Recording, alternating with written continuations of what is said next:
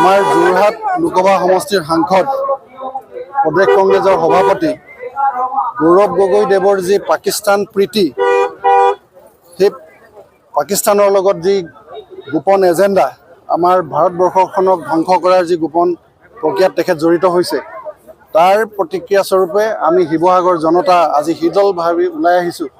তাৰ প্ৰতিবাদ কল্পে আমি ভাৰতীয় জনতা পাৰ্টীয়েও শিৱসাগৰ জনতাৰ লগত একত্ৰিত হৈ আজি প্ৰতিবাদী কাৰ্যসূচী এই ঐতিহাসিক শিৱসাগৰ জিলাৰ শিৱদৌলৰ প্ৰাংগণৰ পৰা আমি শিৱসাগৰ নগৰত প্ৰতিবাদী কাৰ্যসূচী ৰূপায়ণ কৰিম। আৰু শিৱসাগৰ জনতাক এইদৰে স্বতঃস্ফূৰ্তভাৱে অন্যায়ৰ বিৰুদ্ধে দেশৰ সুৰক্ষাৰ বিষয়ত য'ত জড়িত হৈ আছে, এই অতি গুৰুত্বপূৰ্ণ বিষয়ত সহানুভূতি দেখুৱাই সন্মতি প্ৰকাশ কৰি যি প্ৰতিবাদী কাৰ্যসূচীত অংশগ্ৰহণ কৰিবলৈ ওলাই আহিছে, আমি শিৱসাগৰ জনতাক ধন্যবাদ জনাইছোঁ, কৃতজ্ঞতা জনাইছোঁ।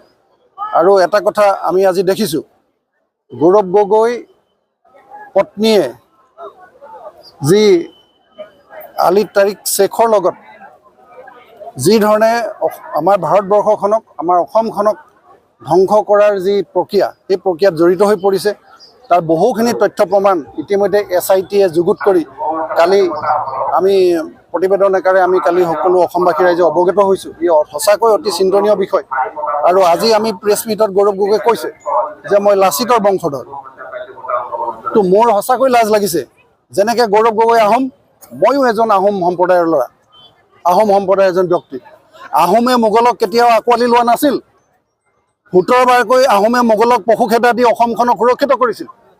আজি গৌৰৱ গগৈয়ে যি মোগলক আহোম সেনাই খেদি পেলাই, লাচিতৰ নেতৃত্বত খেদি পেলাই শৰাইঘাটৰ যুদ্ধত চিৰদিনৰ কাৰণে অসমখনক সুৰক্ষিত কৰিছিল, সেই মোগলৰ লগত অসমক ধ্বংস প্ৰক্ৰিয়াত জড়িত হৈছে আমাৰ এই গৌৰৱ গগৈ ডাঙৰীয়া। গতিকে লাচিতৰ তেজ প্ৰকৃততে তেওঁ যিটো কৈছে মই লাচিতৰ বংশধৰ, মোৰতো সন্দেহ হৈছে তেখেতৰ গাত লাচিতৰ তেজ সঁচাকৈ আছে নে নাই। কাৰণ যদি প্ৰকৃততে লাচিতৰ তেজ থাকিল হয়, তেতিয়াহ'লে মোগলৰ লগত গোপন কেতিয়াও মিতিৰালি কৰি আমাৰ অসমখনক ধ্বংস কৰাৰ প্ৰক্ৰিয়াত জড়িত নহ'লহেঁতেন।